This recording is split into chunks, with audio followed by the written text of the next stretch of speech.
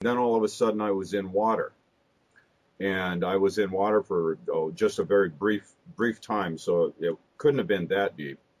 But as soon as I broke the surface of the water, I found myself on the inside of the planet, and I could see on the horizons, I could see what looked like about 20 miles away a shoreline, and I could see that the interior, the curvature, it was pretty slight from what was able to see. But you got to consider this is a pretty big place, and up in the center up in the sky was uh, an orb that was only half lit. It kind of reminded me of the yin yang symbol, where half was dark and half was light.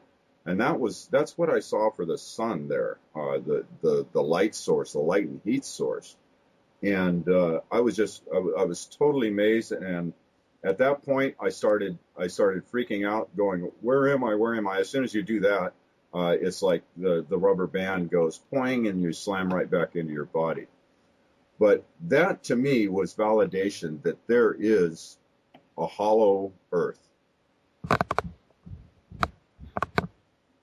Well, Steven? Oh. I'm a firm believer in what you're talking about. Ramon, did you have another story you want to share with before I tell one of mine? Um, no, not in particular. I When I had my out of body experience dealing with the Hollow Earth, I wasn't sure if I was in a Hollow Earth or another town.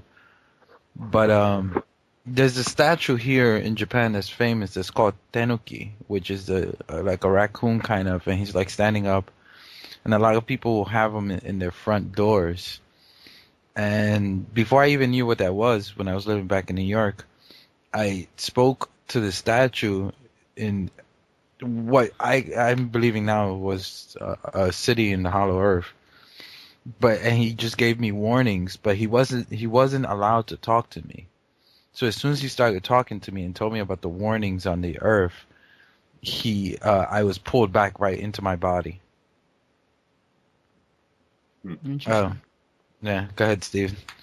Well, I'm going to share an interesting story with you, and one I've lived through, which is amazing. I told you about the J.C. Brown legend. What I didn't tell you about is when I came out to Shasta last year to look for these doors. Right after I began my search to go out to Dunsmuir, I was lecturing at the college, COS College, and at the stage door in town, and a woman comes up to me after the lecture, and it's about 86-year-old woman. Her name was Laverne, and she said, "I need to take you somewhere.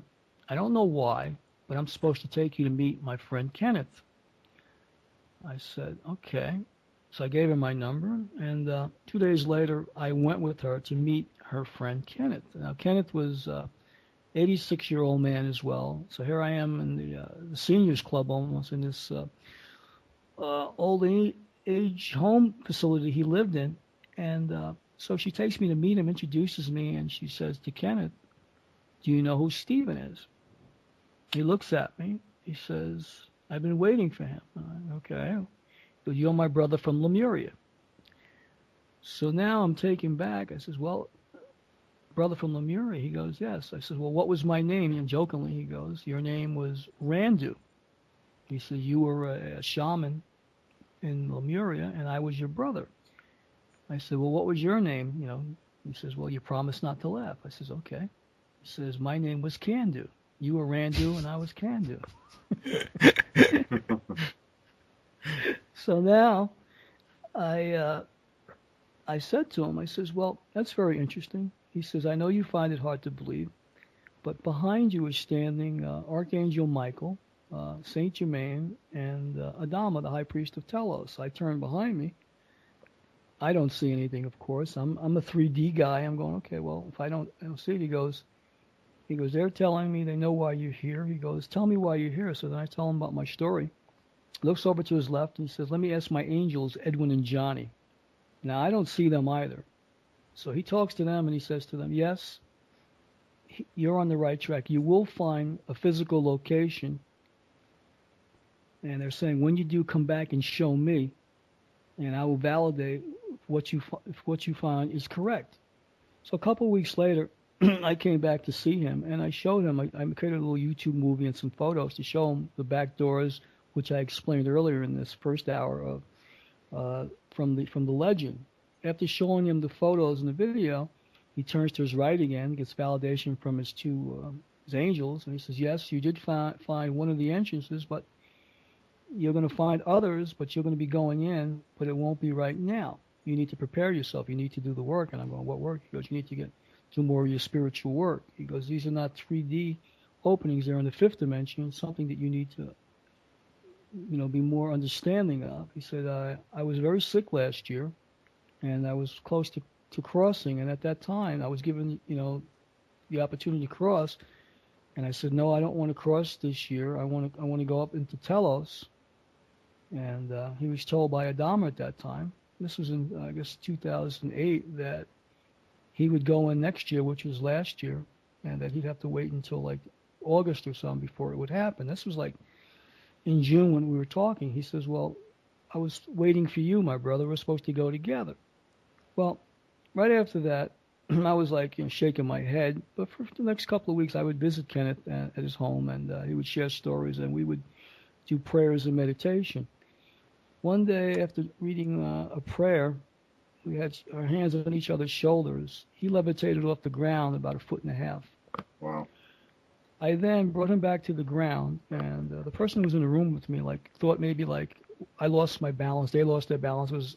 They were like falling, so I had to bring him down. And when I brought him down to the ground, he said to both of us, "Thank you, Stephen." He goes, "I was levitating." He goes, "And thank you for bringing me back to the ground." At that point, the other person in the room realized that, he had left the ground. After that encounter was over, I told the other person, "Please don't tell anybody what just happened, because this is a special moment what just happened, and I don't want people to get the wrong idea about this." Well, a couple days later, I was going up to Ashland, and I went to go visit Kenneth, and in front of his door, there was old mail that was unopened, 4 days worth of mail, and I go, "Gee, this is odd." So I went over to a store in town where he had friends, and they told me that he had fell the night before, and he was in Mercy General Hospital there in Shasta. So I says, "Well, I'm going up to Ashland for the day. You think he'll be all right?" I says, "Well, his chest is a little sore, but, if you're going up for one day, just see him tomorrow." Well, I went up, and the following day I got a phone call that he had just passed away early in the morning. So right after that, I was, a little upset about it, and I went to the bathroom. I was just kind of like shaking my head, and next thing you know, I heard him in my ear, says, "Go out, get your prayer book, go out to the car and get it." And I do, and then at that time, I hear him tell me that he's going to loan me, this is funny, Edwin and Johnny for a week, because he's going to be in angel training, but after that, he's going to be with me. So for a whole week after that, I get woken up at 3 o'clock in the morning by him, and I kept saying, "Kenneth, I got to go to sleep. It's 3 o'clock in the morning." After the week, I realized that he was coming through on a regular basis. So here it was. Not only did I find, this back door, but I get reunited with someone who's now on the other side, and gives me validation that there are things that are happening and other things about, the inner earth, that's coming through now. That what I was told is that the veil is going to be lowered very, very soon, and there'll be more people who are going to be able to receive this information, provided that they continue doing the spiritual work. Right. That talk about validation. The fact that he saw the same three beings behind you that the Indian guy did in Washington. And the women. Yeah. Well, it was interesting. Right after the first Native American in Washington told me that, there was a Drumming for Peace rally that was at the Olympia State Capitol, which was like about a month later, that was held there. And another Native American, two others, one was from the Sioux tribe, and on Saturday, and then later that same day, one from the Algonquin tribe told me the same thing about what they saw around me, verbatim, and neither one of them had talked to the others. So there was the 3 Native Americans up in Olympia, Washington, and then there was Kenny thereafter, so that made 4. Yeah, well, that's got to be so. That's really amazing confirmation for you.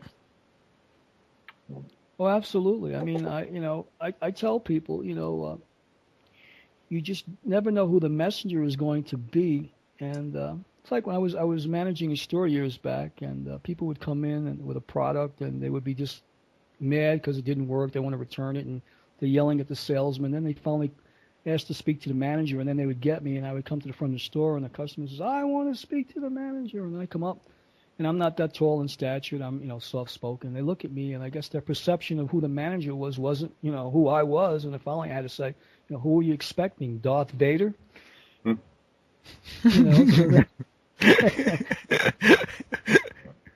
I said, I'm the only one here who can help you. So my point was that there are many times that people don't want to accept who is the chosen spokesman, or who's the person who steps forward to deliver the information or the message. Oh, I can relate with that. Yeah. Yeah. That's definitely. So these inner Earth legends, these things are all over the planet. I mean, every culture has some mythologies or legends about the either coming from inside the Earth, or beings that are from the inside of the Earth, or it just, when you look into it, it's everywhere. Oh, absolutely. I mean, and now these stories are now going to become more and more prominent as the internet has, taken the world by storm. I mean, now people are going to share some of these unbelievable legends and stories that have been dormant many hundreds of thousands of years. Yeah. Yeah. Let's go into the North Pole a little bit, because I saw some of your YouTube channels, and you did a really good job explaining it. Let's first start off, I guess, with the birds up there that are really, really strange in the pattern and the fly.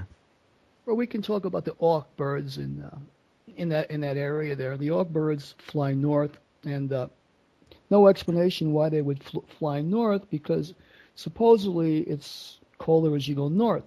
But these birds are migrating north, and when they come back, these birds have, if you would dissect one of these birds, you'd find out they were drinking fresh water, they were eating, fresh, fruit and whatever. Where'd they get it from if this is all icy? Now, in that video, at the end of the video, I'm pretty much, it's cause and effect. Okay, how do we prove this? Very easy. I mean, you have a GPS in your car, a tracking device, on your cell phone, whatever.